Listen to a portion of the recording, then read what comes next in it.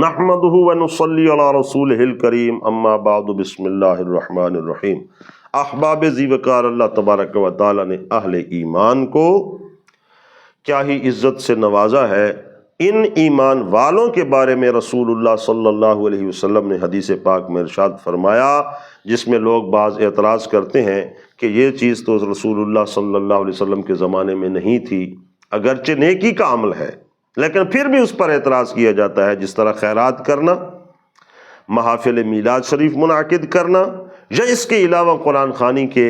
اور ایصال ثواب کے محافل کا انعقاد کرنے پر لوگ کچھ تجسس میں پڑھتے ہیں، تو ان کو غور کرنا چاہیے اس حدیث پاک کی طرف کہ جس میں حضرت عبداللہ ابن مسعود رضی اللہ تعالیٰ عنہ کی روایت ہے، قال ما رآہ المؤمنون حسنا فهو عند اللہ حسن۔ حضور سید عالم صلی اللہ علیہ وسلم نے ارشاد فرمایا کہ وہ چیز جس کو مؤمنین حسن جانیں تو وہ یقیناً اللہ کے نزدیک بھی حسن ہے۔ اور مومنون سے مراد عام لوگ نہیں ہیں، کامل مومن علماء اور صلحاء، متقی لوگ، پرہیزگار لوگ، جن ایمان والوں کے بارے میں اللہ تعالیٰ فرماتا ہے اللہ ولی الذین آمنوا،